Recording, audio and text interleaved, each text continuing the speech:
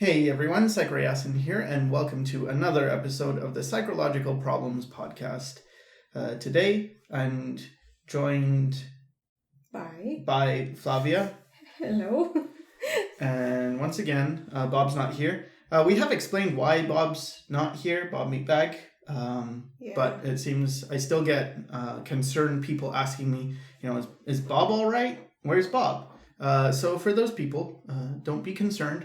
Bob's in Vancouver. We're in a town called Princeton, which is about 3 hours-ish away from Vancouver. So Bob's okay. He was supposed to be with us in Princeton, but he's been having a hard time finding a place here.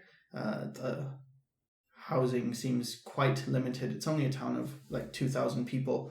So it's not like it's super busy or anything. It's not. And also renting is quite expensive, although buying a house is not. Yeah, it's a mining town, so most of the people who are looking for rent are here for jobs of... Yeah. And temporarily. They'll come, they'll work for a few years and then they'll leave. So rent is pretty much double a mortgage-ish. Yeah. Well, it's double our mortgage, so... Even on average. Yeah. So that's the thing. We're still, hoping he'll come by again. For a while, he was staying with us, so that's why that was working. And then we thought he had a place. Yeah. And it turns out, we're waiting on it, and they're like, okay, we're renovating this suite above our restaurant, and it's going to be available this month. And then, no, it's going to be available in the next month. And then, okay. And then... right at the last minute, like the day before we're supposed to go to Vancouver and pick up Bob, we found out, actually, they're not allowed to actually have, they don't have a permit for renting a place. So that sucks. But hopefully things will recover. And I'm sure Bob is very touched by all the people who think about him so frequently. In very inappropriate places. Yeah. I guess. So, speaking of quiet, sleepy towns where not much happens, I thought, Flavia actually thought we could talk a little bit about timelines. So, why don't you go ahead and explain? Yeah, so basically our main idea for moving to such a town was that we wanted a quiet, peaceful enough place that would allow us to sort of enter a cocoon state and develop in terms of art and in terms of, I guess even our psychology, away from all the pressure and or at least away from most of the pressure. Plus the financial pressure is much less. Yeah. And I've been thinking a lot, just browsing places like Instagram or DeviantArt or Facebook, or everything's so crunched in terms of people's subjective timelines.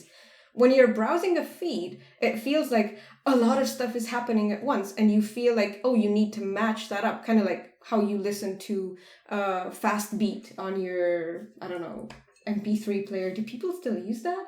They use their phones mostly. Yeah. So you'll listen to a fast tune and then you'll feel the need, your body will feel the need to adjust. So when you're looking at like everybody drawing, everybody posting pictures and sort of having an incentive to post yourself and do more, and you can very, very easily burn out on one hand, and then secondly, deliver worse quality than you would like, which sort of piles up into this sort of feeling of feeling depressed and feeling discontent and stuff. And after moving to Canada, I pretty much was left without real quote unquote food. So what I started to do was I got like seeds and mini plants and whatever, and I started growing vegetables on our balcony. And I remembered being in the countryside and just going through the seasons, and time seemed much more dilated in a way. It seemed like, well, you've got spring, but spring is like 3 months. in the course of a sprint, there's so much going on. There's so much happening. There's so much, you don't, every week I have to do something. Every week I have to do a new thing and start a new thing. And when you're dealing, especially with a garden, everything's very, you have to wait. You have to remember how to wait and remember that things take time and remember some sort of, I guess, primitive wisdom type of thing. I guess it sounds a bit, I don't know, old-timey and stuff, but it really does help to remind me of, wait a minute, I'm not in the rat race, because it's very easy to forget. Even here in a town such as Princeton, it's very easy to forget that years go by, but a year is just a revolution of a few seasons. You will do things in that year if you're just doing things day by day. It's not like, look to the left, look to the right. Yeah, there's so much stimuli, especially when it comes to, I suppose even this podcast is kind of one version of that, where you may be lost and you need some direction. And what you find are a bunch of voices from different places, and sometimes it's just whichever voice you happen to resonate with is the one you stick to. And it's like, okay, what do they say? Because what do I do? Where do I go? Yeah. And then it's like, okay, here's what I'm doing, and go here, and this is what I'm doing, and then it creates this feeling of like, okay, so I guess I have to do that too. I have to be here, and I have to do that. Yeah. And even little things like what is art? In the circles I went to anyway, things were very revolving around the entertainment industry. So TV, or like TV shows, movies, games, what else? Comics, I guess. But it was all this like industry thing, and it seemed like art is that. So art is working as a number of jobs you could have within this industry. And I didn't always think this way, but I started to just, I guess I would hear from people, and I would like art done by really good artists, because it's just like that was skillfully done. Yeah. And the really good artists tended to be working in these fields. I mean, not always, but a lot of them were. And so it's like, okay, so I want to see good art, and the good art is attached to this person who is in this field, who is part of this world. So art became that. But with you, Flavia, you're doing pet portraits, and that's a very, very different world. And it sort of was eye-opening, like, okay, you can make money off art. It sounds kind of bad, but you can make a living as an artist without being in the industry. Yeah. I guess in a way it is sort of like an industry, but it's much less centralized than the entertainment industry. It's much more, at most, I suppose you would, if you're a high level, whatever, you'd have an agent. Mm-hmm. But it's not, you're working on a franchise, in a company, with a team, in-house, all of these terms that are very, I don't know, they're not really that personal, are they? With a pet portrait thing, it's much more about, I suppose it's about painting the pet portraits, but it's actually talking to the people. That's the more, I don't know, the more taxing part of the job. And I guess in that way, it is sort of like an industry. It is sort of like, networking, but it's a very different type of networking. And because there's so much emotion involved with, somebody who commissions me to paint their pet is very emotionally attached to that animal. So when I say something like, well, it's going to take me a while to paint this portrait because I want to do a good job, they will be happy to hear that I want to do a good job rather than I want it now, tomorrow, the next week, 2 hours, and stuff like that. It's much more about, it's much easier to convey the idea of quality when it's one person to another than when you're in a scheme, I don't know, I guess a pyramid, corporation, whatever company you're working for. Yeah, like, I mean, at the end of the day, I suppose they're still clients, but there's Like, okay, so for example, we volunteer at a local art gallery, and we both put up some work there, and I put up some, like, I did some prints there on of stuff that's on DeviantArt and whatever, because it's just like, whatever, I don't have too much time. I'm trying to take up like traditional painting, but that kind of stalled because we found out we don't quite have the space, and anyway, it's whatever, it's on hold. But so I did put up some paintings, and I had done this picture of Jakar, a character from a TV show from the 90s called Babylon 5. It's a sci-fi show. And it was just because Flavia likes this character. Yeah. And I kind of liked him too. But anyway, so there's a Jakar in the gallery. And then some guy... outright bought it. Some weeks later, he saw it and he bought it. And then he wanted... Londo and other characters from the same show because he really liked the show. It's like, okay, fine, but it's kind of weird because it's so different than what I normally have, which is I put my work out, I have my portfolio, and then if someone looks through the portfolio and wants my services, they kind of do it, but it's not really personal. It's not like I know. It's more, a company needs your services to fulfill this thing. And that's okay. That's fine. But it was very different where it's just like, a guy likes this show. Yeah, and he walks in and you meet him and then he's like, oh yeah, I really like it. Yeah. It's just different, and it made me think about, there's other things. And I started noticing with some of my students actually for a while now, not all of them, because a lot of them do want to be in the industry. I guess like the capital I industry is the Hollywood.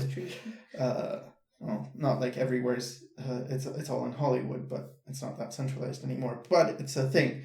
And with some of my students, though, they're really good in a certain thing, but it's not like you wouldn't be a concept artist. Like maybe they do a really funny comic.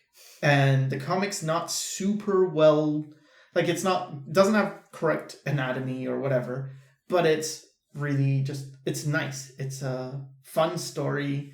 Yeah, it's fun to read. It's a good feeling. Yeah. It's got the effect. Yeah, like it accomplishes what it needs to. Yeah. And then I think of it and I think like, okay, if this was drawn better, would I like it more?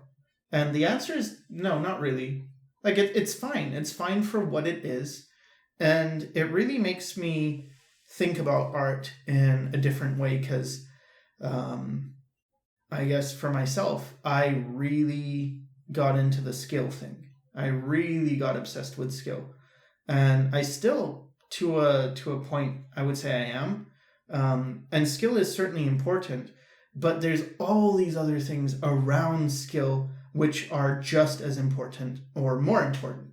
And probably the most important thing is your ideas, what you bring to the table. And second to that, I suppose, is your skill. But it's not the only thing. So it seems so sad that it's usually the first thing that flies out the window is remembering why you're doing it in the first place. Yeah, because it's so, especially when you keep hearing the same things over and over again. It's conditioning, I suppose. Yeah, you kind of get a sense of like, okay, this is what good is, and this is what I have to be, and it's very easy to forget. The other things I want to talk about. So there's skill, and there's ideas, but there's also marketing, networking, like the whole business side of it. So like you could be really good as an artist, but not social at all. And you don't know how to communicate. And then it's really quite, especially in the industry, it's really easy to lose everything. Because let's say you work for someone and you just have a bad attitude. Like maybe you're good technically, but they have a bad experience. And you work under an art director who then happens to talk to other art directors, because usually that's the case. I mean, a lot of times you have very small circles. And then suddenly no one wants you because they know you're hard to work with. And you could have spent like, I don't know, 10 years working your ass off on getting skill so you could be in this position. And now you're in a position where you have all that skill, but you don't have social skills or, just people skills. And so nobody really wants you. And you can see the reverse of that, where you might have someone who's not that good, and you might even see their work and think, like, how are they professional? I could do better than that. I've heard this type of thing a lot. Like, I could do better than this person. I could do better than that person. And it's sure, maybe skill-wise, but maybe that's not why they were hired. Maybe it's their ideas are really good, or maybe it's they're very good to work with. Maybe they're very just like they meet their deadlines on time. They've been around forever. Everyone knows what they're gonna get when they hire this person. Yeah, it seems like predictability is very, very important. Yeah. Just being predictable. And it's weird to me how those values in terms of personality traits are kind of reversed when it comes to fine art. Yeah. Like, if you are good, technically speaking, but the technical parts are a bit strange in fine art, and you're a recluse, or you don't get along, or you're very difficult and stuff, your rating's actually probably going to go up, because the image that you should be projecting is the... I would say there is a caveat to that, though, and it's that you usually have representation from someone else who isn't that. Yeah. So you're very, very reliant on your manager. Yeah, manager or an agent or any other sort of representative to smooth over that. So it's like, okay, you don't deal with the artist directly because they're this crazy person who does their work. You still need enough people skills to get somebody to represent you. Yeah. You need to sort of know... Yeah, or at least you need to be out there enough for someone to find you. Yeah. But yeah, it's kind of sobering, I guess, to think about these things. Like, oh yeah, you might think, how do I become an artist? Well, there's the fundamentals. And once I get the fundamentals down, I will be an artist. And it's... in skill, yes. But will you be a professional artist? Not necessarily. And for me, one of the hardest things is this predictability thing. Yeah. Because I am not predictable, and I try to be. I really am trying. I'm really like the whole point of my pointy chins thing. So I'm gonna dissect. I've probably told this story before, but for maybe newer viewers or listeners who haven't heard this, when I started Pointy Chins, it was because I looked through my portfolio and my gallery, and I saw a bunch of work, and I didn't really see any work that I liked. And by that I mean, whenever I would look at work, artwork by people, I always knew which ones I liked. I could see a feed of a bunch of images, and it's like, I really like this one, or I kind of like this one, and then I save it into my folder of whatever you probably do as well, have folders full of artists' work or whatever, library. And I thought about, would I save my work? And the answer was really no. And at this time, I was doing okay in terms of getting work, but I wasn't really enjoying my own work. And when I looked at other people's work, the ones I would save, one thing I saw was that, one, they had a very strong voice. Like, there was this really, they do themselves. They really do justice to their own work. They're an individual. They are not just a copy-paste of someone else. And usually when I would see the copy-paste versions, I wouldn't like them for that. It's like, you're like this person, but worse.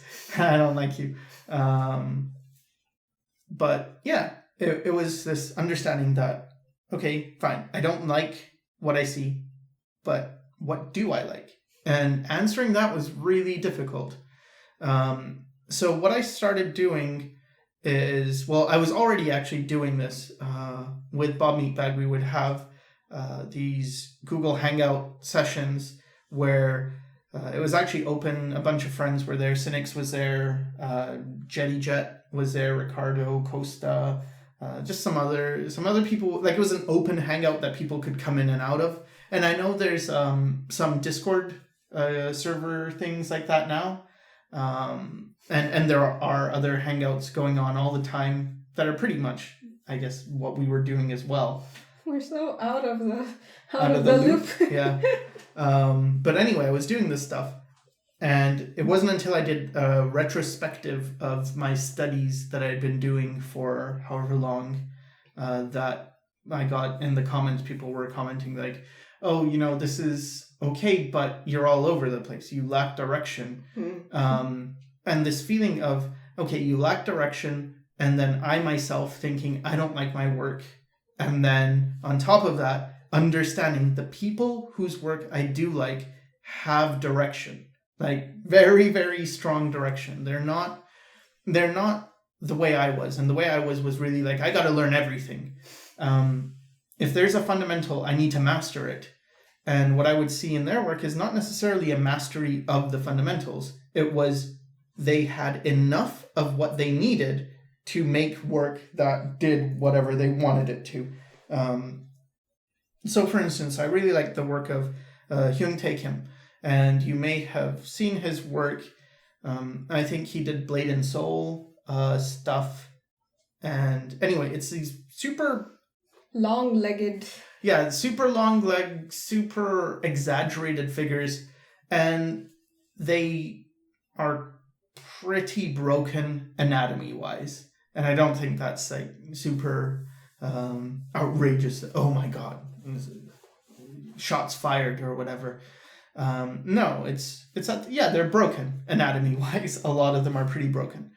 So what I did is I took some of the works I liked by him, and I tried to redraw them with correct anatomy, and it just didn't look good. It was much worse. And I actually tried this before with Frank Frazetta as well, because in animation school, we were learning about gesture and pushing the pose and having rhythm and sort of always push, always push, always push. And you would see work by artists or animators like artist and animator Glenn Keane, and he really pushes. I was like, okay. So I took all these ideas and I tested them against Frank Frazetta, and it seemed like he doesn't really push them. Like it's not quite flowing as well as an animator would make it flow. These could be revised. So it's like, okay, let's try that. So I did a study of his work and was like, yeah, that looks good. All right, now let's push it and make it cool like an animator would. And it wasn't. It lost it. And I didn't understand at the time, but now I can look back and I would tell my younger self, you see what you've got. He has tension in his work. And a lot of this tension is coming because there is a stiffness that is present, and it makes a very good image. But it's not like animation school. When we went to animation school, they didn't tell us to do like this. They said, don't make it stiff. You see? You must make it stiff. Actually, some part should be stiff. Underneath is gesture. But there is also gesture in straight lines. There is also tension that is apparent in reality.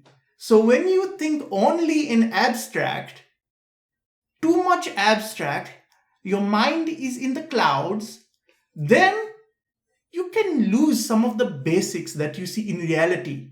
But when you see a body, like you've seen a body, you have a body, others may also have a body, and you see this body, then you can understand, you can start to, okay, I relate to this, yeah, I feel that muscle in my own arm, I know what that looks like, the anatomy is there, it's exaggerated, sure, but the tension, I feel it, that is based in physics.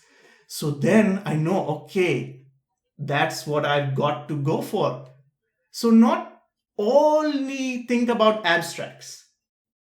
And for me, it was very difficult because I would always think about a thing and then push it to its natural conclusion.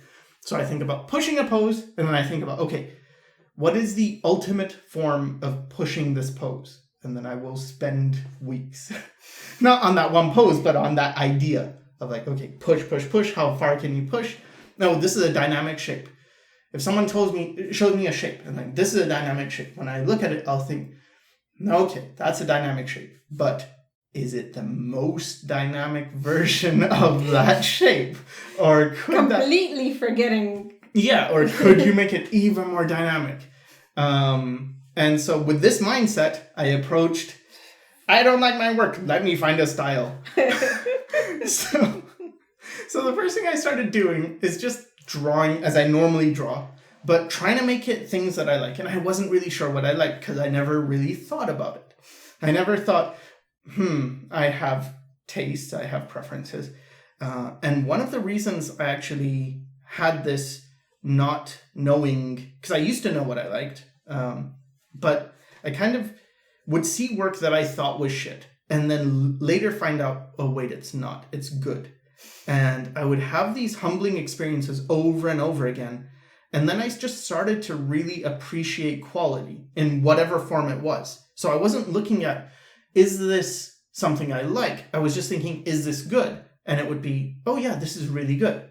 And I would be super enthusiastic about pictures that maybe it's just flowers, a still life or something. And it's just like, I don't care about flowers. I don't really like flowers that much. Again, I don't have anything against them. They haven't really hurt me yet. But there's like, yeah, okay, sure. It's whatever. But, the brush strokes, the colors, the way, the way you did it. The textures are so great, so masterful. And then it becomes this thing of like, wow, this is a great piece. This artist really captured the flowers. The edge work is awesome. The technique, very few brush strokes, nothing unnecessary. Bravo. A great piece is this. And by doing that over and over again, it's like, oh wow, I would look at a piece that's like, do you like it? Wasn't really the thing that would come to my head anymore. It was like, oh wow, this is great gesture, or wow, this is great line work. That's really good. I applaud that. That is something I don't have. Or this is very good presentation. This is really good design. And this type of thinking, I suppose, it helps on one hand in that you're more humble. You're less likely to say, oh, this person's good, this person's bad, or this person would destroy you. You think you're good, you're not good. This person's much better than you. But why do you think the second question just disappeared? What do I like? Yeah. Do I like it? Like, okay, this piece is good. I guess I learned to not trust what I liked, because what I liked got me into the whole ignoring skill thing. Wouldn't the natural conclusion be to dial it back instead of excluding it? I suppose that would be the natural conclusion. The natural conclusion? It's not natural. Not at all. So, yeah. So then I was thinking, okay, what do I like? And I would do some drawings. And then I did some with like pointier faces.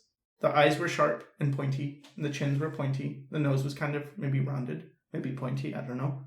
The shoulders were rounded. And it's like, okay. I looked at the picture and it's, out of this, what do I like? And I thought, I kind of like how the chin's pointy. I kind of like how the eyes are pointy. And whatever. So I was just like, okay, so let me keep doing the things. I thought, okay, fine. I don't know what I like. And part of this is also my dissociative problems. I've gone over this before. But for people who aren't aware, I have a dissociative identity disorder. And this means like there's not just one me, I guess. There's personality. A bunch. Yeah. And because of that, because of what happened with my life, I kind of fragmented in a way that I don't know myself, or I don't know parts of myself. I can't talk to them. I don't have access to memories. Like, I will remember things, but only when I am in the exact situation. Yeah. So something happened, I guess it was about a year ago, a little under a year ago, but for a long time I hadn't met this aunt of mine from England. And I didn't remember anything about her, really. But as soon as I was talking to her, like I was in the same room and I was talking to her, I suddenly remembered like all this stuff, just tons of information that it's like even now I don't know that information, but at the time I did. And it's because whenever I'm in a situation, my brain will switch back into whatever the last version was of that situation. So yeah, it's very strange. Yeah, you've got to witness it a bunch of times. Yeah, but I got to witness it sort of you being sort of in between states, because when I'm around, it's a different it's a different pull. And depending on who I talk to, my accent changes, my vocabulary changes. Yeah. A lot changes. A lot changes. And I also have this thing of mirroring. Mm. So I tend to mirror people I'm around a lot. That's what happens when you put dissociative disorder with somebody who's socially apt in terms of understanding emotion and stuff. Mm. Oh, you can mirror. You got a new skill. Yeah. Level up. The problem is I forget them. Yeah. I forget like basic things. Anyway. Yes. So that's I don't remember the point, but there was a point. That you don't know yourself. Right. I don't know myself. That's what I'm here for. Yeah. So because of that, it was really just, okay, draw a picture, look at it, and then look at what you like, keep that, and then look at what you don't like, and change that. So I would draw a picture, and I would draw a picture, and draw a picture, and on one of these occasions, Sinix was also present, and he had said that, pointy chins is not a style. And I was like, okay. Because it was annoying because I got it. Like, I get his point. But it was also like, well, I know I'm not trying to make pointy chins as it's the only thing I know that I like right now. But it wasn't that. It was like the eyes were sharp. I knew I liked that. The hair was sharp. But other than that, I had no clue why. And it was a case of, okay, so fine. Copy that. And I named my journey Pointy Chins in Sinix's honor. Sort of as making fun of myself a little bit, self-deprecation. To show, Pointy Chins will be a style. I'll show you, Sinix. Should have had it as a subtitle. I'll show you, Sinix. Yeah, you're still not very good. Yeah. And then you just need to be more confident. You don't need all this style thing. Yeah, dissociative identity disorder isn't really a thing. I don't know. I don't have problems with my memory.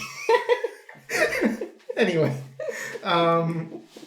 So that's what it became. It was just, okay, find something and try and focus on what I like. But the problem is I still have other me's.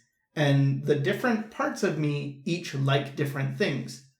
And so what would happen is I would think I like something, and then I would feel like a very strong pull towards disliking it. Sometimes I would just forget how to draw, and then I could only draw in a different style. I mean, this has happened a lot, especially recently. Yeah. Where my style keeps changing. And it's like, at one time everything is stretched and long, and then other times it's all squished.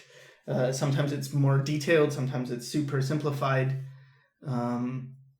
And yeah, what did help though is recently I've been trying to educate Flavia in the greatness that is 90s JRPGs. So I've shown her Xenogears. We got through Final Fantasy 7, 6, 7, Xenogears, Chrono Trigger, We're working on tactics.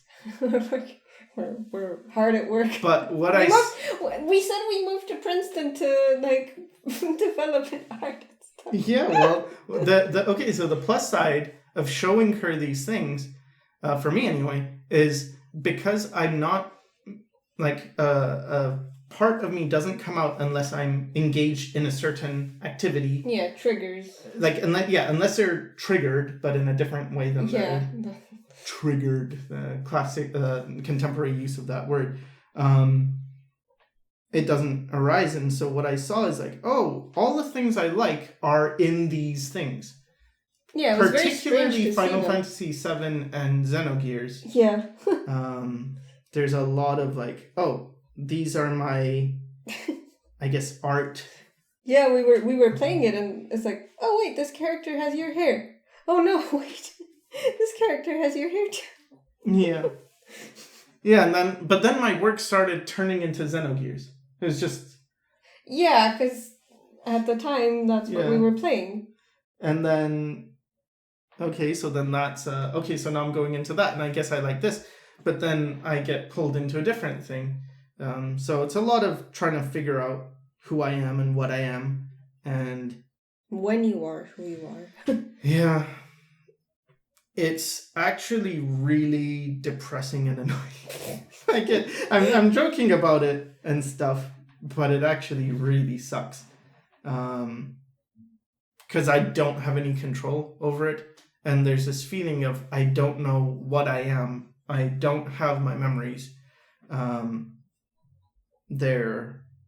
not multiple the way I used to be in that I don't have... It used to be that all the voices are there, all the personalities, I can talk to them in my head. Not me, because I never had that, but parts of me that did have this. It was kind of like a room, this black room, and it's got a domed ceiling, and then there are these figures, and each figure is a different personality, and it used to be like that. And then they all went away, and it's just me, but I don't have parts. Like there's a bunch of missing things. One of the things that's missing is my memory or memories, certain memories. And then another part that's missing is I can't communicate with any of them. And they don't tell me stuff. And I don't know.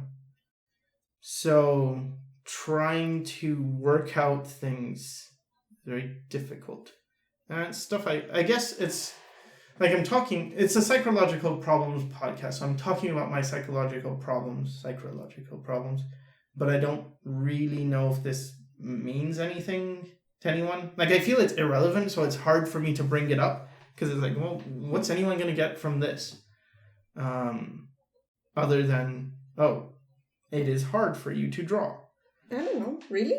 I feel like we've heard quite a few times, like, oh, I don't really know what I want, and I think I remember at least one occasion where I asked somebody, well, what do you want to do? And they didn't know. Yeah. So, wait, whether it's because you dissociate or because you really aren't used to asking that question of yourself, it's still valid, I think, to talk about. Yeah, but I don't have much of an answer. Yet. Like... My thing is still, I don't know exactly what I am and what I want and what I like. I have clues. I have things that I know. I kind of like this and I kind of like that. But bringing it all together is it's been hard. And I get depressed a lot. But we've been trying to figure out ways of tackling certain depression. So for instance, we were eating, since moving here, because Flavia's from Romania, her palate is adjusted to that thing. And in Romania, they have good vegetables. They have good, their produce is pretty much good, as long as they're not, farming with a lot of pesticides. But if you know the right places to look, you can get very good food. And that's kind of the food Flavia is used to. So coming to North America, the food was pretty different. But it was also getting worse for me. And I think I've mentioned this. And so what we were starting to do is I was noticing I was getting these really bad mood swings. Yeah. I would just be like, I'd go into a rage for no reason, and I wouldn't know why, because nothing was really happening. Nothing was justifying me to be so upset. And then we started researching. Yeah, that was alarming. Like, I guess you started researching about xenoestrogen or something. Yeah. How there's all this stuff chemicals stuff in the food. So what we did was try to change our diet to things that don't have huge amounts of estrogen. We found out, like, even basic things like hand lotion or whatever, like just tons of stuff in North America has this. And I was kind of getting like man boobs. Like, just I was getting boobs that were starting to, like, cleavage droop. And that was horrible. So then anyway, so we completely changed the diet. I was super depressed as well. Yeah. We started introducing foods that are like anti-estrogen, I guess. Low estrogen, yeah. Low estrogen foods. Yeah. And that's helped. So I don't have this super bad mood issue. And I had these cravings. Mm-hmm. And the weird thing is, not weird, I guess it's to be expected, but recently I've eaten like a fast food thing again. And sure enough, the day after, I started getting these stupid cravings again where I've eaten. I'm not actually hungry, but I feel like eating. And then, okay, so we go to the store to get like supplies and stuff. And I'm looking at things I don't normally care about. Like we went how many times to the supermarket, and I don't even know what's in certain aisles because I never really care. It's like, this isn't useful. I don't eat this. I don't like this. Too sweet, too salty, too whatever. And then today, I was just looking at stuff. Oh, I want to eat this bag of chips. No, I don't. But I just feel like grabbing it. It feels very creepy, and wait, this isn't under my control. And yet I haven't really, so I can't really stay on top of it without a lot of extra consciously telling myself that it's not me. So the point is basically, like, I was trying to eliminate all the things that are not art related for depression. And I think that's very important if you are someone who's really depressed. And I guess that's kind of, I imagine that's my big audience. I imagine most people who... How could someone who's not depressed watch this or listen to this? Yeah, listen to hours and hours and hours. Oh my god, I get it, you're depressed. Just cheer up. Just cheer up. But I think this is very, very common to be depressed in this day and age. Like, even psychologically speaking, depression is very, very prevalent nowadays. And I think it's for good reason that it's... Like, on one hand, you have the food that's adding to it and the chemicals that are adding to it, because it's sort of like you're giving your body drugs that would otherwise cause a psychological effect. It's just you're taking them through the skin or digesting them in small amounts every day and stuff. And on the other hand, it's the culture seems to be such that it fuels depression, because what depression does is it makes you crave distraction, which in turns fuel an entire industry. Yeah. It's like, you can't not be depressed, because if you're happy and you know it, clap your hands instead of going to the movies. Or whatever. I didn't get that at all. Doesn't matter. Okay. Doesn't matter. Yeah, I had this many years ago. Many years ago. We'll get that reference. Who's gonna get it? No one, of course. Okay. Nor should they. Anyway, so I had this, I guess, in the mid-2000s. In America, it was a pretty turbulent time. Nothing like now, I suppose. It's much worse. But at that time, it was pretty outrageous. So George Bush was president, and Iraq, people were going into Iraq and all this stuff.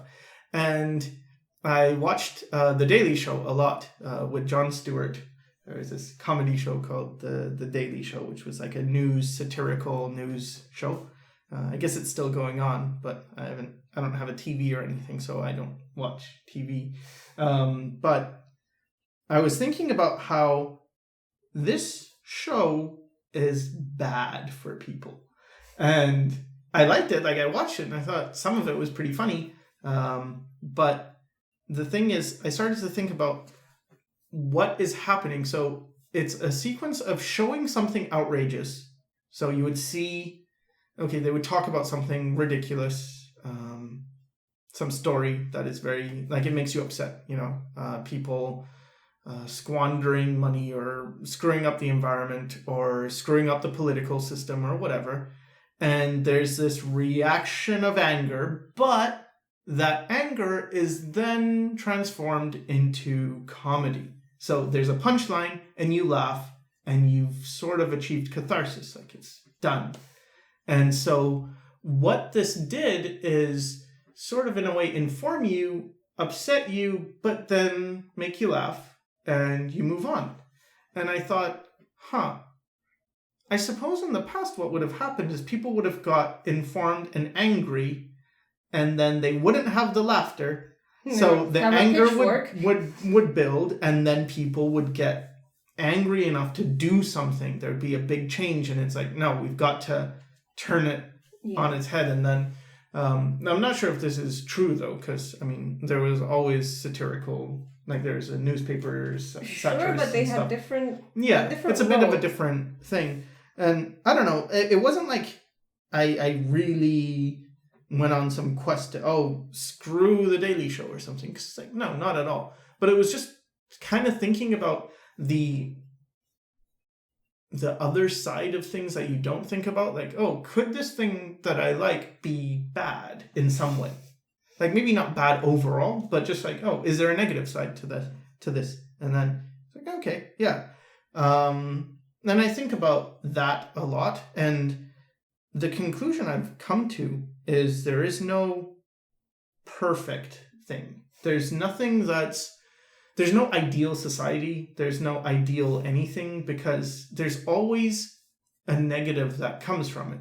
And so, I mean, you could say ideal is just as good as it can be with as few negatives as possible, or as the negatives don't bother you that much. And it's like, okay, I guess there is that.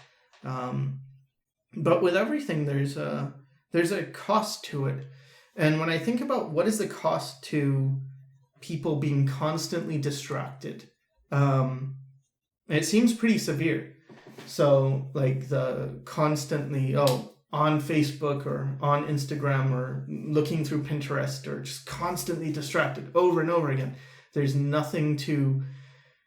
no rest. There's no time when you're free. And it's like, well, what would that do to a person? And my initial gut reaction is, that would make someone pretty depressed, And then it's like, it would. It certainly would. If you are constantly subjected to things, you're, especially with advertisement or games or entertainment, when it's pretty refined in terms of psychology, and like the science of how to keep people's attention is quite good. Yeah. And so people know, like, okay, how do you make this faster? And even for myself, I found this trend of when I watch YouTube videos, I'm watching them at a higher and higher speed. It's like 1.25 is now pretty much normal, because it's not fast enough. Like people aren't talking fast enough. There's not, hurry up and get it over with so I can get more information. Even that thing you mentioned in the beginning about saving art and having folders and stuff. And for me, I just have one folder. The Omni folder. The Omni folder. But it seems to be really making you spend more time on sort of gathering or whatever, and less time on reflecting. Because the amount of time that I spend, I go through the pictures every now and then. I move some on my phone and I'll review them when I'm idling and whatever. But I don't really spend that much time reflecting on what I've gathered and why I've gathered it. Like, when I'm getting it, I try to look at it and see, what am I getting this for? But it always just creates a bigger and bigger backlog of things that I later on want to study. But because it's getting so big, I'm less likely to want to. Yeah.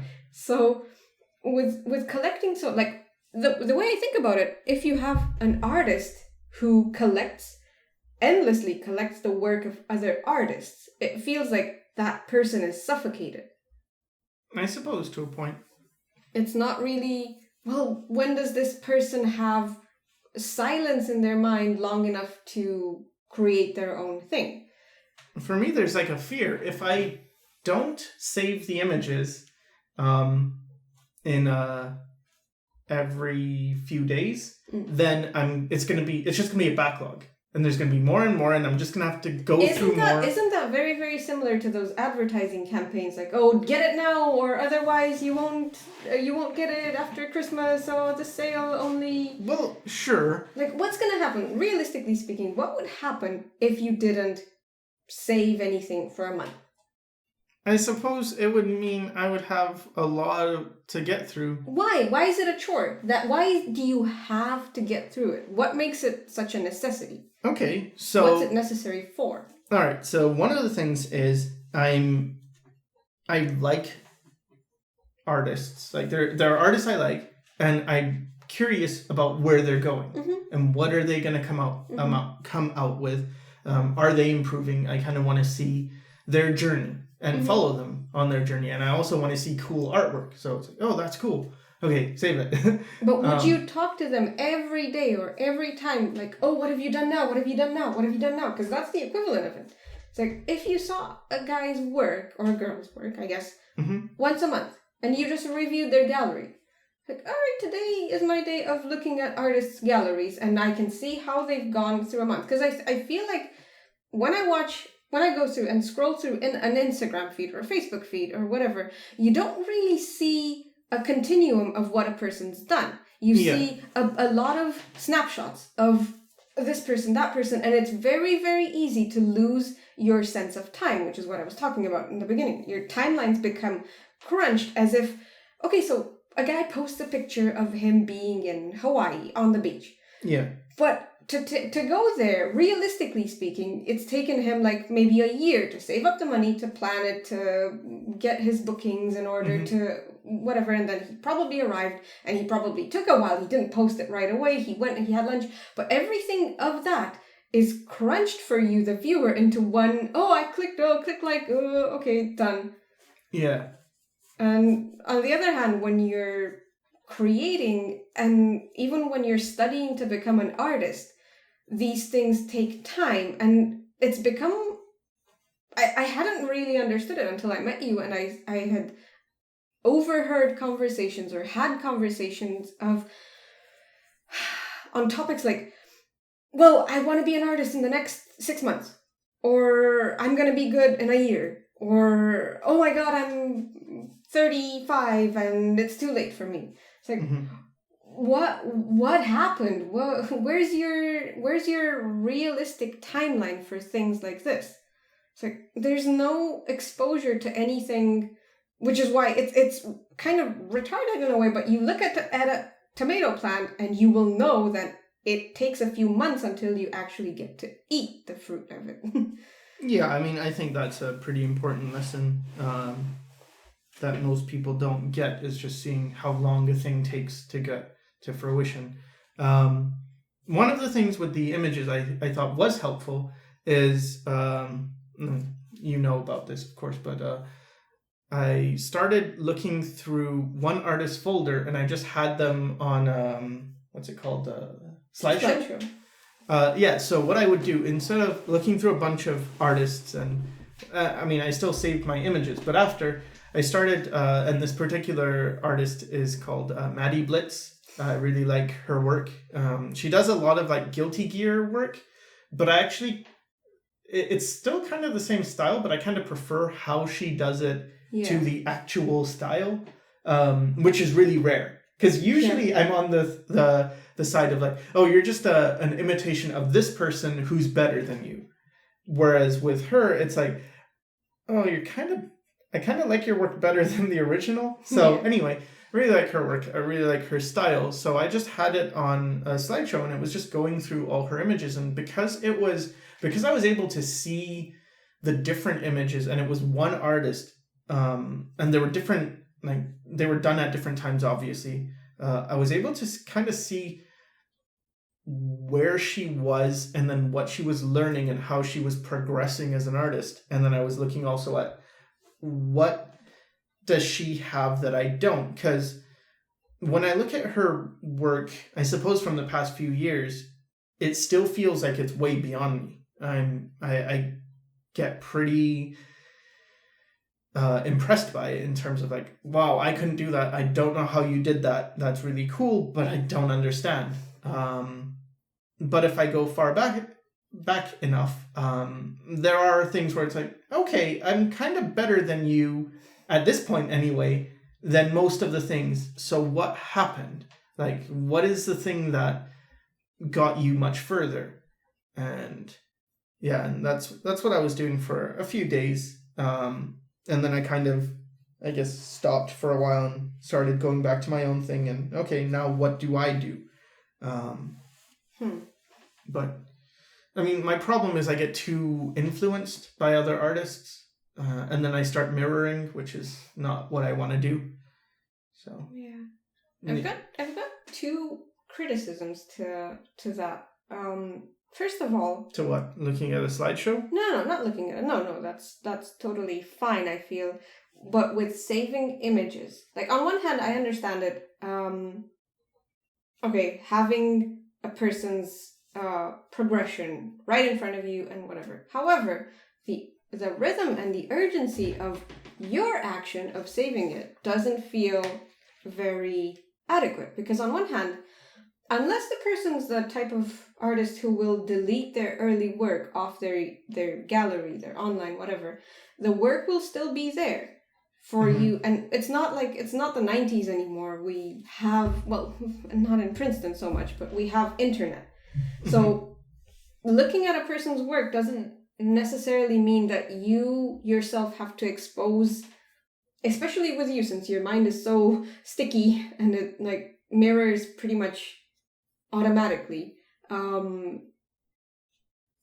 Expose yourself and sort of fragment your day, your psychological day, with noise. It's like, it might not be noise in the long run if you're looking at a slideshow and stuff, but sort of when you have a little bit of everything, somehow your day just feels like it's been busy, like, oh, there's no time, and then you're looking forward to resting more than... I'm not actually following. Like, what is this in reference to? Saving images regularly from an artist. Okay, so this isn't about the slideshow thing. No. Okay. I still don't, like, I don't get the point. Like, if you save images regularly, you're adding noise to your day? Yeah. Oh, okay. Yeah, basically that. Okay. Basically, you're just creating an environment for yourself where you are trapped in a loop. I suppose, but it doesn't take the whole day to be... It doesn't take the whole day, sure, but it takes enough of your day that it's like, all right, now you don't have the mental space to, like, oh, you've been influenced by, oh, this person's better than me, oh, this person did this, maybe I should do this, oh, I remembered this, but maybe... Well, it's not... I think if you focus on one artist over a period of days, it's not the same thing, because you're learning about... Specifically, you're trying to get something for yourself. Yes. I view it like a hunter who's... I agree, but how much of your learning is actually put to use? Because if you were, all right, so I saw this thing today, and then I'm gonna incorporate it. I'm gonna assimilate this knowledge. But if it's just sort of like how people watch YouTube tutorials, but they're not really learning, but they feel like they need to watch this because they're gonna learn. It's like passive learning is not gonna amount to much. Sure, but so, I'm not passive learning when I keep it on a slideshow. That's because I'm not talking about the slideshow. I said that. That's a good idea. I'm just saying, I'm just talking about the saving of the images, like, oh, having it as a routine. as such a frequent habit. What about if you have it as a habit, but you don't attach your own art to it? It's just like, for instance, you like art, you like looking at art, so you're just looking at art. You're ingesting something you like. I agree, but that makes for a good consumer, not so much a good creator. Because, for example, if you were without internet, I don't know, influence, or if you were if you were just out in the boonies and had no access to other people's art, and you still wanted to have things that you like to look at, what would you do? Make it yourself. Yeah, exactly. So it's like, all right, let me get my butt to work and make this sketch. Oh, do I like it like this? Oh, do I like it like that? Oh, whatever. It's like, it's usually not things you wouldn't come to yourself. Yeah, I suppose that's true. There is a fear that I wouldn't. That's what you're mentally alleviating with savings. Like, oh, if I know this because I saw it, because somebody handed me the knowledge, then that means... I guess. I remember I watched a Richard Schmidt DVD, and he was talking about burnt sienna and white, and how this combination creates good flesh tones. But this is knowledge passed down through generations, and it could take an entire lifetime to figure this out. And I was thinking, what? An entire lifetime? Not really, because it's not like you're gonna mix like a computer program where I must mix every color with every other color. You're gonna see patterns, and it's not that. Like I just kind of felt that, like, no, I'm pretty sure people could figure this out pretty. If you focused on it and you experiment, like today I'm going to experiment with colors. I'm just going to see what creates what. Probably figure it out maybe a couple weeks, not really a lifetime. And alongside, you're going to figure out a bunch of other things. Yeah. That are going to help you. So, actually, before the slideshow thing, what I was doing was I was looking at my work and I was trying to do that thing that I always do, which is take the thing to its fullest. So, gesture, make the best gestures. And I know I like simplification. I know I like harmonizing things and combining shapes and simplifying it to its core components. However, the work I look at isn't really that. And so I started looking at Steven Silver's work, because I think he does simplification pretty well, or very well. And so I was looking at it, and like combining shapes and making them more gestural in one form and more designy, and it was cool. And I felt like, okay, I'm learning. And then it struck me that I guess I had seen like maybe a Madiblitz thing, and I was just thinking about how this is very disjointed, but I actually like it. And then it hit me that on every spectrum, the extremes tend to be very similar. Yeah. So if I really like things to be cohesive, maybe disjointed things also work. And there is in Madiblitz's work, there is a cohesion, of course, and there is gesture and stuff, but it's a lot more like each element within a form. Let's say a leg, there are more plane changes, whereas with a more cartoony thing, you might simplify an entire, maybe from the armpit all the way down to the foot would be one line, in a more, I guess, disjointed, I don't know exactly what to call it, but you would hyper-jointed. You would just break down each individual plane instead of simplifying it, and it still looks cool, and you can accentuate things. So that's pretty, my point is basically that in any extreme that you go to, there could be the opposite, and it can work just as well. And I've found this to be the case for almost anything anyone's ever told me in terms of art advice. Like, you should use guidelines, and guidelines will really help you. And then it's like, okay, so if guidelines would really help me and I should use guidelines, is it also true that if I don't use guidelines and that will also help me, I'll be fine? Yes. Use an eraser and a pencil and keep correcting your mistakes. Okay. That will help me to improve in a way, because I'll make sure I always achieve the right lines And over time, I'll get used to making the right lines, and I'll get rid of anything that's bad, and I'll get work done. Okay, don't do that and just use ink and never erase anything. Okay, that'll teach me discipline, and it'll both of them have good.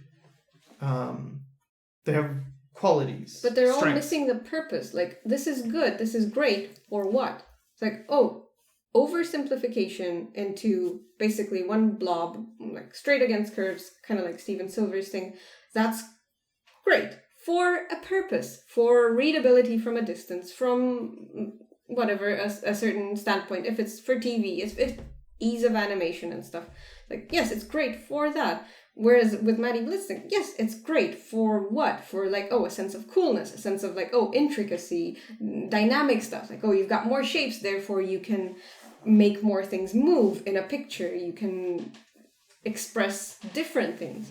Yeah. Like, all of these things are good depending on what you need them for, or whether you need them at all. It's like, I can see a very nice, I don't know, just a very nice sports car. Mm-hmm. But do I want a sports car? Do I need a sports car? Am I going to drive a sports car? Like, these things are very, to me, they feel like pretty basic questions that some people kind of forget to ask themselves. For me, it's not so much I forget to ask, it's that I don't have a readily available answer. But it's never readily available, especially when you've lost touch with your previous states. Like, usually a kid, wow, I feel hunger, I'm gonna scream, and then I'm gonna get food. And then that doesn't really change much for quite a long time. Okay, this is very immediate. What do I want? What do I need? Do I like this? It's very primary, but when you have kids that don't really remember how to, do I like this? Like, wait, this isn't even a question. And for me, I guess I had a very strong sense of what I like when I was growing up, but like, what kind of, there were times when it didn't really matter much that I liked or I didn't like a thing when I was threatened or when I was under duress or whatever. It's like, when you have kids who grow up being under constant stress, under constant pressure, under constant distraction, and being told what's good and what's not, they sort of forget what they want, what makes them feel good, what makes them happy. For me, I didn't really have that stress, but I didn't have any choice. Really? You had no stress? No, it wasn't that type of stress. I don't know, it feels like being under physical threat and stuff would be that kind of stress. In terms of not knowing what I liked? Yeah. And then my thing was more like I didn't get a lot of things. Like, sure, there's the I don't think it's just that, because you weren't exposed to that many things. Well, yeah, that's the thing. The exposure was limited. There was a lot of talk about, what values are, what morals are, what genius is, what an artist is by people who knew nothing about art. Just the values were imparted by very ignorant people, and that is a lot of stress, especially for you, since you had a set of morals that conflicted with that. And you've carried that conflict well into adulthood. Yeah, I think we're talking a lot about things that we haven't explained, so it's kind of hard to have a reference point. I'll explain a little bit about the genius thing. So, I've noticed this is not across the board, and this is certainly not true in Flavia's case, but in certain cultures, and perhaps even just in certain families or family groups, there are certain cultures, or maybe it's even dependent on socioeconomic status, but there's this hero worship thing. And in my particular environment, it was more like this idea of a genius. So a genius was someone that everyone looked up to. When I was young anyway, this is what it seemed like. A genius is someone who is good at something and everyone looks up to, and they sort of are forgiven for whatever eccentricities they have. It's just, oh yeah, they were violent, or they were a misogynist, but they were really great this, or they were really this, but they were really great at that. And to me, it felt like, well, I'm pretty different than other people, and I like that, and I like being one of a kind, and I like the idea of being a genius. With my culture, it was also sort of like a genius is someone who's born, like you're just born a genius, and like God gives you these talents or abilities, and then if you're gifted in a certain way, then you are this. And my thing was like, okay, well, I really want to be that. Now what? Okay, I want to be a genius. Am I? And I didn't know. I didn't think I was like the smartest person, so I didn't feel like I could have that. And it was sort of trying to figure out a way to fit this idea of what other people had built of this genius. Yeah. And so. How old were you? 3? 4? Okay, so you have a 3-year-old who's become preoccupied with fitting an idea that other people have of him. Well, yeah, it was more like... These are not the things a 3-year-old should be thinking of. Does that mean I was a genius? Anyway, yeah, I would have these things where it's, okay, I'm smart, but am I this smart? And then when I started to be regularly confronted by people who were better than me, I think, because in the beginning of my life, I wasn't. When I was very young, I was probably the most athletic, the most intelligent in class, and I didn't have trouble with most things, like concepts I grasped faster than anyone else. And that was in England. And then when I came to Canada, it was only more so, because in Canada, the education system was like 2 or 3 years behind what we were doing in England. So there was this huge gap, and I never needed to do homework or study. I didn't even know what studying was. Like, oh, that's a thing people do. You study. It was, what? No, you just know, like the teacher says something and then you understand it and then that's it. Then you go home. Yeah, you go home. It's like, what do you need to study? Oh, do the homework. It's like, you mean the thing that you finish in class? Because there's plenty of time. It's like, no. And so when this ran out, when this, I don't know, advantage ran out because I didn't know how to study, and then the courses were getting more difficult. And in art, for instance, people were just better than me, and I didn't understand it. I didn't know they were putting in way more time into drawing than I was. I just thought, well, no, like a genius is born, and everything they do is better, and they just grow into that life. Like, it sounds so stupid now that I think about it. Yeah, that's exactly what I was talking about earlier. It really was that. I thought, like, okay, so by the time I'm 20, I'll probably be working for Marvel Comics, because that's what I read in a magazine, that someone was 16 and was working for Marvel. So maybe I'm not as smart as that. So maybe 20. There was no idea of you have to work. You have to put in effort. These are cultivated. These are grown. So that was really bad for me, this idea of genius and this idea that people are gifted. I think that's a terrible idea to propagate. I think people do have things that they have tendencies towards things. They have predispositions, advantages in certain areas for sure. But not I can think see about things in the fog. Yeah, to not think about work or studying as important or I think necessary. the more you use your advantage as a kid, especially when learning, the more you rely on your advantage, the more you build up a disadvantage. Yeah. Just Yeah, what are you doing?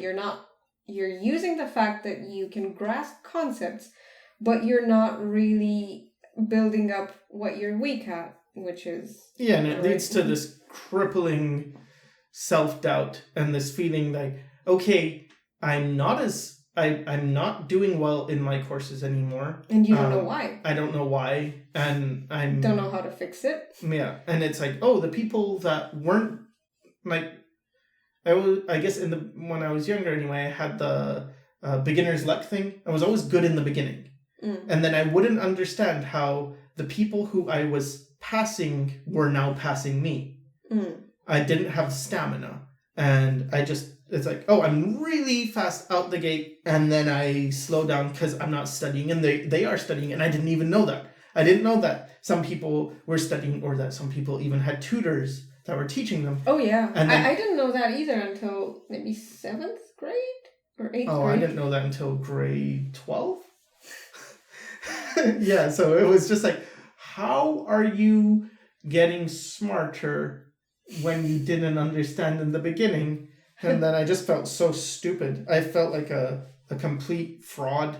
Yeah, it seems like all of these lacks and all of this disadvantage makes your self-worth fluctuate very you get wildly. The two ends. Like, am I nothing or am I everything? Yeah, am I better than... Am I this genius thing? And then, in which case... I suppose... But it's determined by nothing. Like, it's determined by what? It's just a thing. It's just the great metal hand in the sky. Yeah. But it's a case of, okay, well, if I'm not this, then I must be really bad. But then there's this hope that maybe I am. Maybe if I can do something... And after I learned about what it really is, it's a certain amount of work and you can have advantages in certain areas, but you can also make up for those advantages. Like if you have disadvantages, you can make up for those. You can train yourself to have things. That was very... You can be Rock Lee. Yeah, but I guess I got obsessed with that then. Yeah, because you put all your desperation of, I don't want to be the nothing, into, now I know the thing, I know that. But it's still like the recipe. Controllable. Yeah, but it's still the recipe, a recipe to the exclusion of everything else. Yeah, because then I started ignoring what I was. Yeah. It's not important what you are, it's just important that you can learn, that you can improve. Yeah. And I think that too becomes a thing where people hear it a lot. Like if they watch a lot of videos on YouTube or just listening to artists talk, there's often this, I did it and you can do it too. I did it and I wasn't the best and you can do it too. And it's really like, you get this sense of, oh, I could do it. Cool. I could do it. Could I really? Maybe it's possible. And what you don't really get is they are super dedicated. Are you as dedicated? On one hand. And on the other hand, they're not objective. Most of the time, most of the speeches from artists that I've seen are sort of, they think pretty little of themselves. Which means like they downplay their effort. They downplay the man hours they've put into their craft. And on the other hand, it doesn't seem subjectively like that big of a deal to them. Yeah. It's like, I did it. You could do it too. It's not a big deal, right? It's like, yeah, that was kind of the when you saw my old sketchbooks and just the stack of them. Yeah. And it was like, I completely forgot that I'd done that many drawings. And so we walk into a room and there's this huge stack of newsprint sketchbook. Like, it's too heavy to lift, so I had to like split it up into batches to move it and so that I could look at it. And it's like, you did all of these and you're saying like, I didn't do mine. It doesn't... Like, you kind of forget, and it's because the way I see it anyway, the times when you really go intense. So there were times when I was doing, 10 to 12, 13 hour, 14, like I did have the 15-hour days, the 20-hour days once in a while where I was just doing that. And then over a long period of time, I start to view that as that's when I was serious. So then it's like, okay, so I'm serious now. And it took me 6 months or 2 years or something to get a certain level of competency. But you kind of forget everything that came before. Yeah, because your timeline gets crunched. It gets really... You start to think, but that part, I wasn't serious at that time. It doesn't count. Yeah. But it's still like, yeah, but that's still a lot of work. Yeah. That so yeah, it's pretty easy to lose perspective. And it's pretty hard to get perspective if you're starting out. Especially when you're looking at other people or listening to their stories or things like that. So yeah, because even when you told your story, it's like, this is 30 plus years told in a couple of hours. What's weird is when I tell my story, it sounds pretty exciting. But if you think about the exciting parts as the peaks of a mountain, the not exciting parts were the valleys, and those were huge. So what I kind of, like, I don't really remember that much because, again, my memory issues, but what I do have a sense of is just extreme boredom all the time, like long periods of nothing is happening. Doing the same thing every day for years almost. And it's very boring in my head. My story seems like the most boring thing ever. But when other people hear it, sometimes they comment that it sounds pretty exciting. It's like there were 2 years or a few years that were kind of exciting.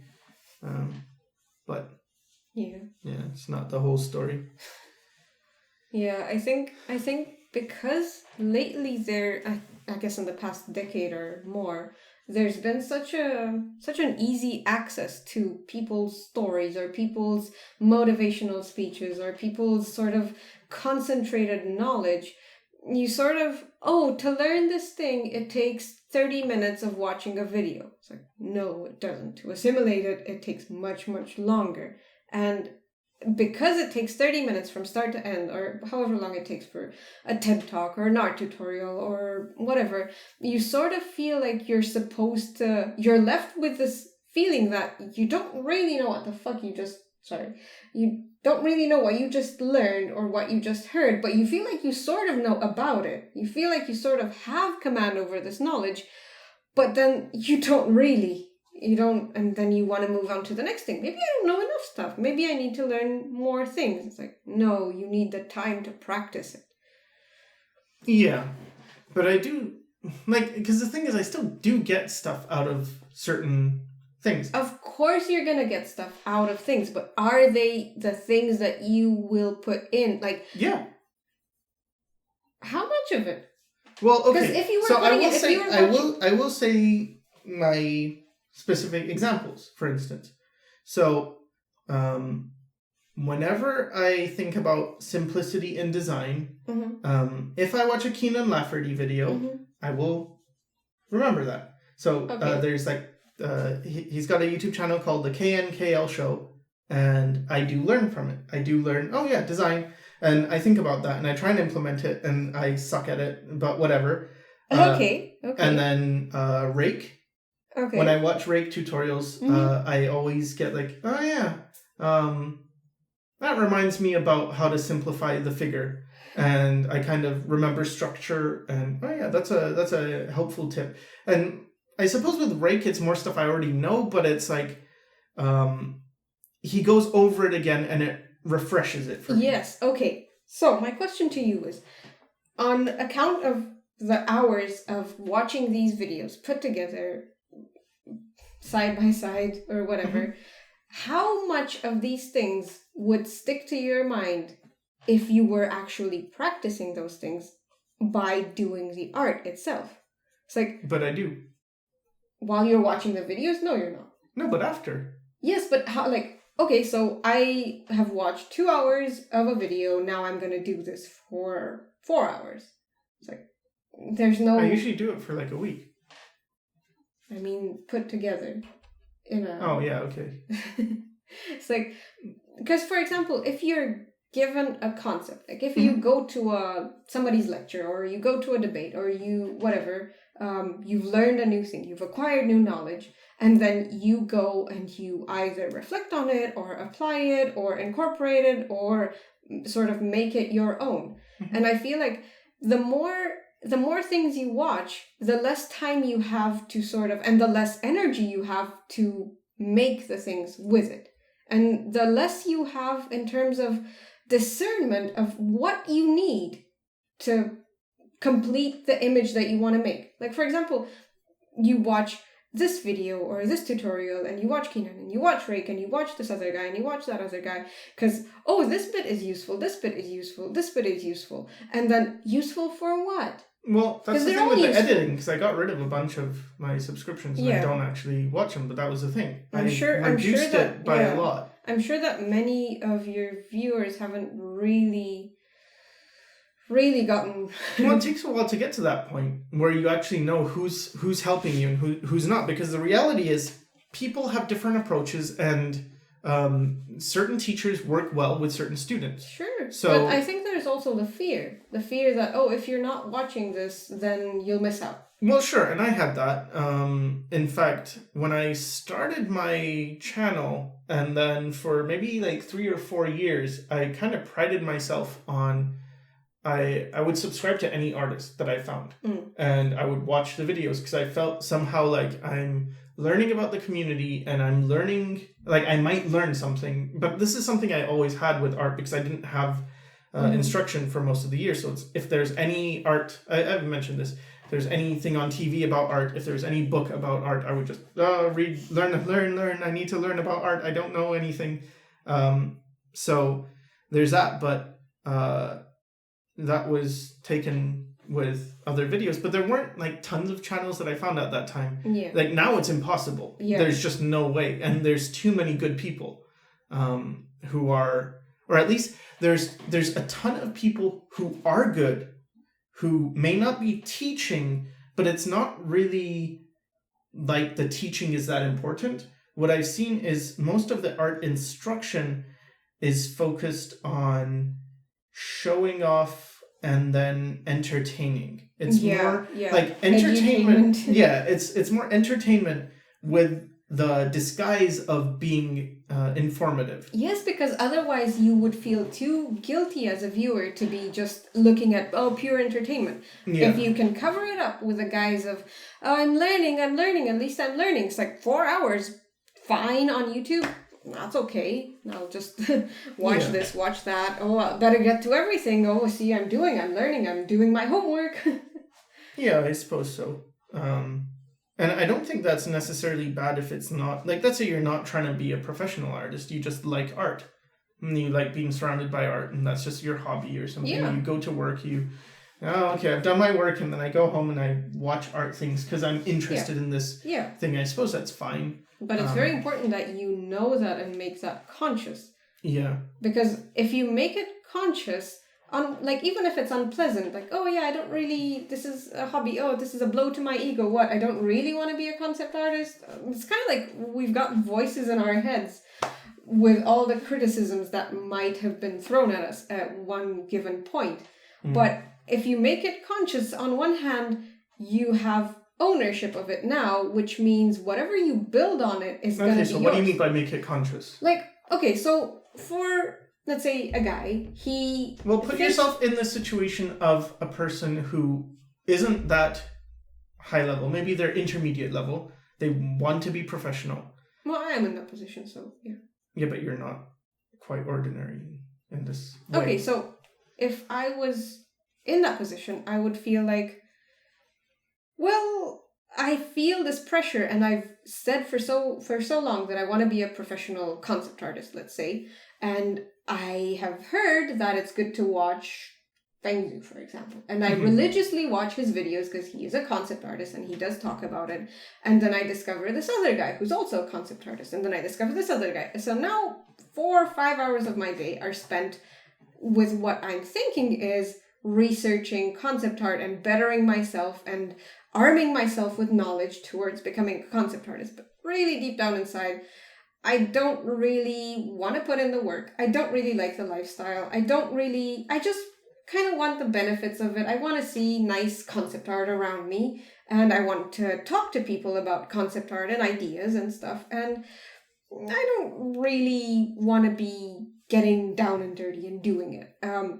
So on one hand, when I think about that consciously, my ego takes a hit. It's like, oh, what? I'm not going to be excellent, but this is cool. This is the cool thing to do. I mean, you mean I'm not really cool if I don't want this thing that is the pinnacle of today's artists. Well, sometimes I think of it as it's just the least bad option. If you think about the careers around you, do I want to work in a service industry? You are not ordinary either, though. So yeah, but I mean, if I'm kind of adjusting it to stories I've heard from other people, but like, oh, you look at the jobs around you and you see a concept artist, like, oh, you draw. Drawing's fun. I draw for fun. And then you make these cool images. Wow, you're designing worlds, you're making worlds, and I play video games, and you made that thing that is in that thing that I like, or I really like manga, and you drew the manga that is the thing that I like, and I like manga, and I like drawing manga, and you're that, and that's your job. So there's this association between, okay, I like this, and you do that thing that I like, therefore, I don't really want to do work if I can do something I like. Of course, because then you have a lot of factors compounding. Like, first of all, you have the admiration and looking up to your idol artist and his art and his creation and whatever. So you have the attachment to the IP, and then you have legitimacy. Oh, you do this for a living, therefore every adult in your life is sort of appeased. I do this as a job. This is a job. This is to be taken seriously. Yeah. This is whatever. And then it's your own avoidance of other more tedious whatever. So there's plenty of factors to draw you in. And then there's ego. Oh, you create worlds. This is very, I don't know, I've started to see this pattern even with people cosplaying and people sort of. I see it a lot with the esports. The esports, the cosplayers, the this artist thing, and also the movies we tend to watch, or the pop culture movies, which I suppose we tend not to watch. For most people. Yeah, most people are exposed to this culture of superheroes. Mm-hmm. And this has been a trend, and not just superheroes per se, but most of the movies are sort of outbidding each other in terms of how much action is packed, or how much importance is packed, or how much drama is packed. And I feel like this genre of movie sort of disappeared, which was, subtlety in your daily life, richness in people's daily lives. And that value has sort of faded away from the public consciousness, whereas what's emphasized is you create worlds, you can change the world. And even in social campaigns and stuff, you can change the world, you can affect change, you can do this, the sort of hyper empowerment. But I feel like behind it stands a very strong sense of being powerless. Yeah. Like, oh, you're hyper, super gonna cosplay Thor or whatever, and I'm gonna swing my hammer, and the rest of the 364 days of the year, I am feeling completely lost, completely depressed, completely lonely, completely misunderstood. It's like, but this one day of the year, I get to shine. Yeah. I suppose that's part of it, yeah. I think about kind of like even charity where you give money to a cause and you've done your part, as opposed to, I suppose, the slow version of that is I really care. Like, let's say it was a charity to save animals, and like, I really care about animals. Okay, I'm gonna be a vet, so I have to go to school, and I'm gonna work this many years, and I'm gonna actually save animals, as opposed to I'm gonna donate to this cause, which helps, which I still think is fine. But I get this, or protesting instead of becoming a politician, you join a protest, and it's a quick way through it. Yeah, I feel like people go home, especially given Romania's past couple of years or few years with their protests and stuff. I feel like a lot of the people going to the protest were coming back home with a very Romania. Yeah, in Romania. Yeah. You just start talking, given Romania's protests history. Yeah. So a lot of people were going back home very pleased with themselves, as if something had happened. And then you look at the news, the official results of their, I don't know, agitation were, well, the law got passed anyway. Well, this guy got out of jail anyway. But people were very, kind of like what you were saying with The Daily Show. Yeah, you get this false sense of I'm doing something, I'm making a difference, or I'm part of it, or just belonging. I guess it's more of a sense of belonging and groupthink and tribalism, and you get to express things. I think that's but more of it. None of these things are inherently bad or anything. They're all necessary. An opinion, but yeah. I think they're all necessary. Okay. I think they're all necessary for a person's base functioning. Okay. Because if you don't have expression, if you don't have, like, you're gonna feel trapped. You're gonna feel in a way or another, you're gonna need to express what's going on inside you. Because we are social animals. However, the way, then how easy it's made to express things in a particular avenue, in a particular fashion, with certain people, with certain lineups at the gate, with certain taxes, with certain affiliations and stuff. It's very, we're all kind of getting pushed in one direction only. Yeah. So how does this relate back to the art thing? Well, it's the same with art, because it's sort of very easy to be wrapped up in, like, concept art, the idea of concept art. I'm gonna not cosplay as Thor, but I'm gonna be the next Craig Mullins or whatever. Just these idols, the creation of these idols in art, as with other things, I suppose, with other areas. So you aspire to be that person instead of, I just want to make this thing. I just want to create my art.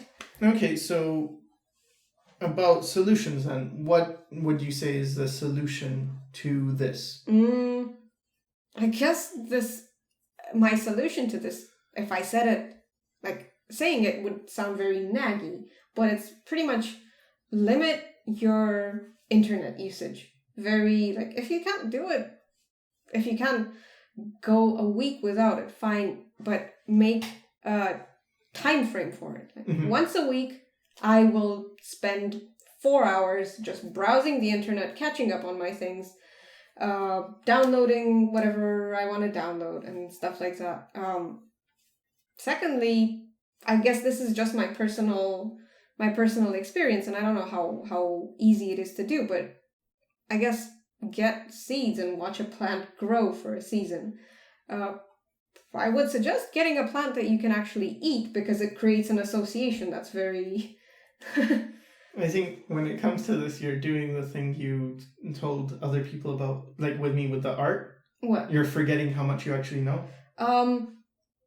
I would agree with you on that, but on the other hand, I have been going through videos, like, there is a lot of information that you can use in a very targeted way through the internet. Just watch YouTube videos on plants.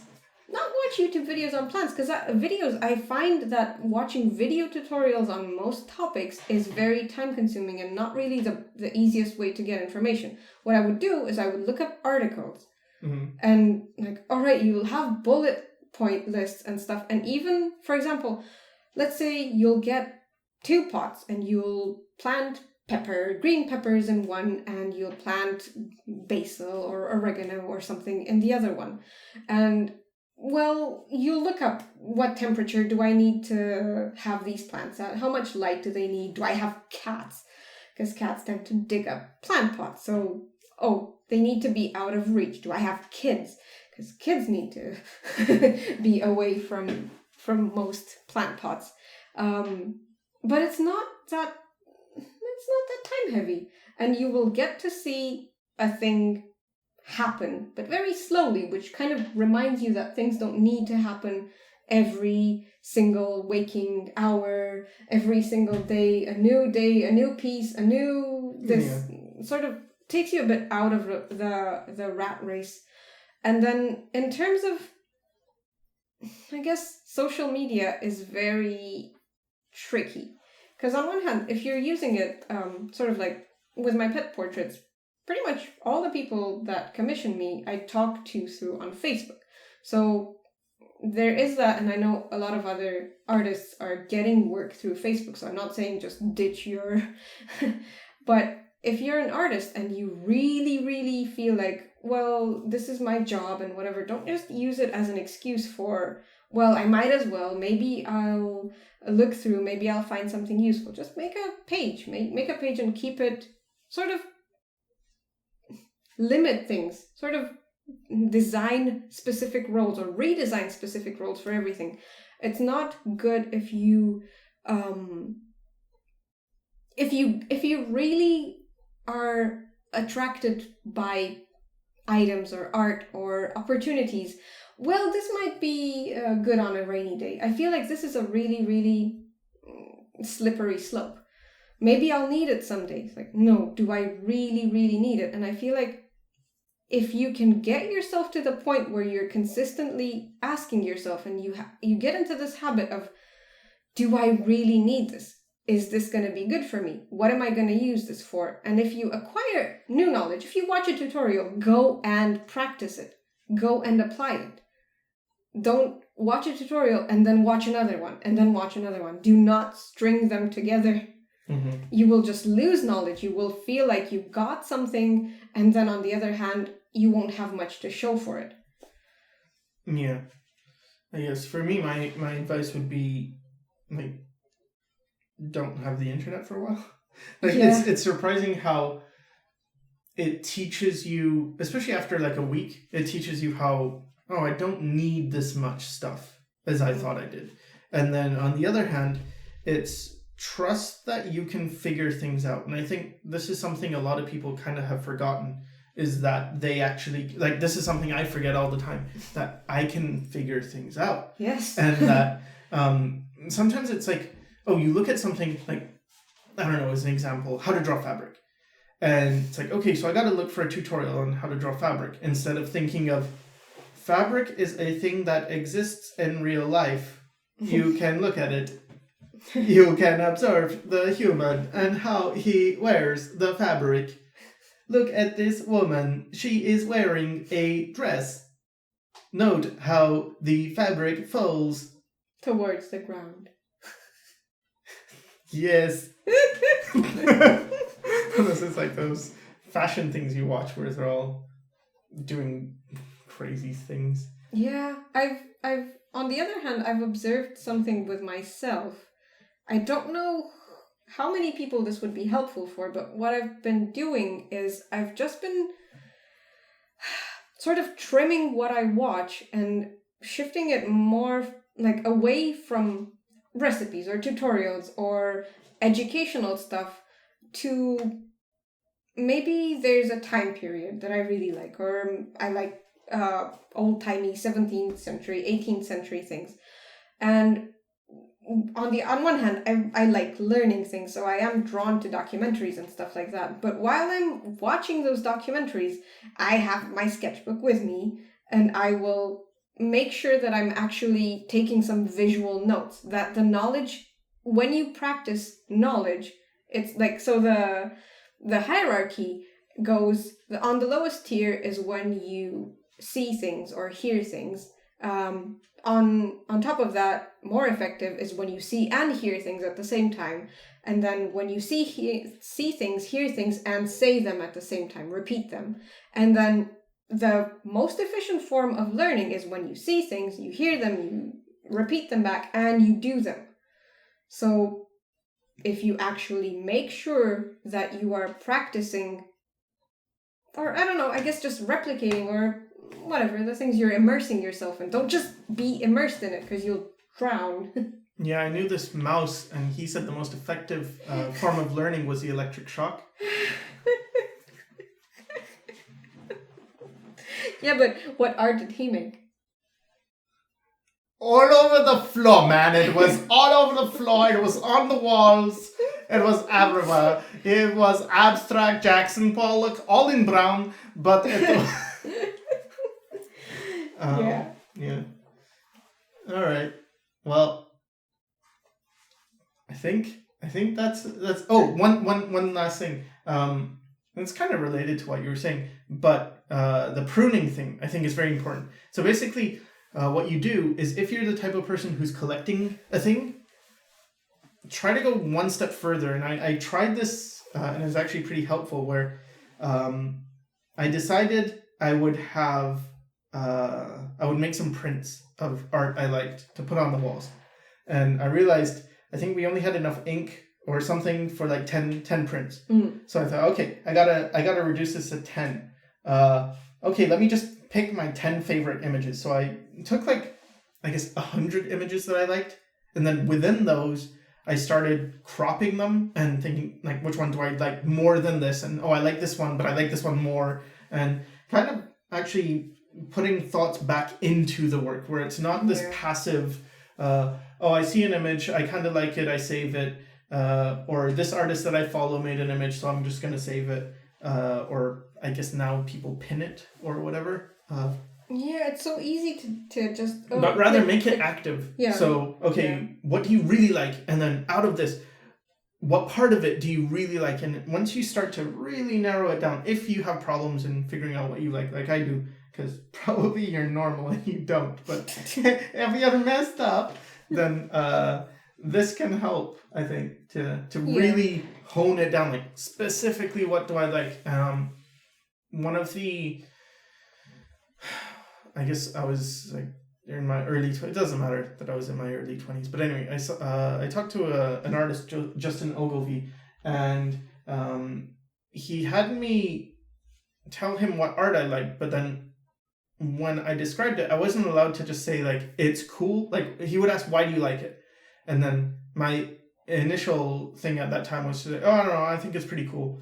And then like no, explain what it is you like about it. And that was actually pretty hard. It was pretty difficult at the time to actually like, what do I actually like about it? And then I was noticing things like, I like how soft the values are, but then you have like this punch of more contrasty value. And then it was, I verbalized a thing I can actually put into my own work.